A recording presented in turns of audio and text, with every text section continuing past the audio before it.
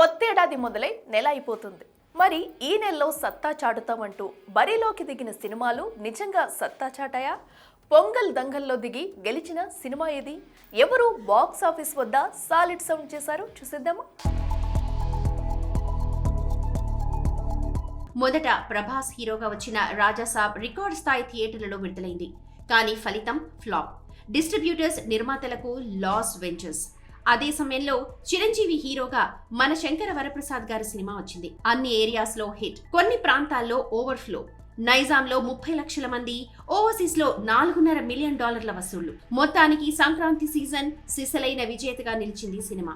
ఇక తరువాత రవితేజ హీరోగా వచ్చిన భర్తం హాసేలకు విజ్ఞప్తి సినిమా గత డిజాస్టర్స్ తో పోలిస్తే మెరుగ్గా ఉంది. కానీ చిరంజీవి సినిమాకు టాక్ పెరిగిన కొద్దీ ఇది డౌన్ అయింది. సంక్రాంతి టైంలో కాకుండా వేరే టైంలో వచ్చిన సాలిడ్ వసూళ్లు రాబట్టేది. ఆ తర్వాత నవీన్ పొలిశెట్టి హీరోగా అనగనగా ఒక రాజు సినిమా వచ్చింది. ఆంధ్ర, నైజాం అన్ని చోట్ల సక్సెస్.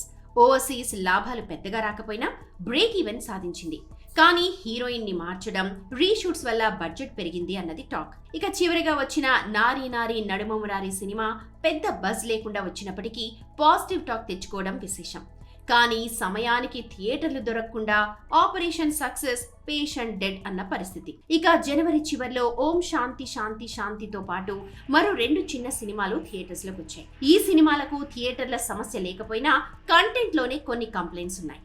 ముఖ్యంగా తరుణ్ భాస్కర్, ఇషా రెబ్బా జంటగా నటించిన ఓం శాంతి శాంతి శాంతి సినిమా క్లిక్ అవుతుంది అని చెప్పి చాలా మంది ఎదురు చూశారు. కానీ ఫలితం వేరుగా వచ్చింది.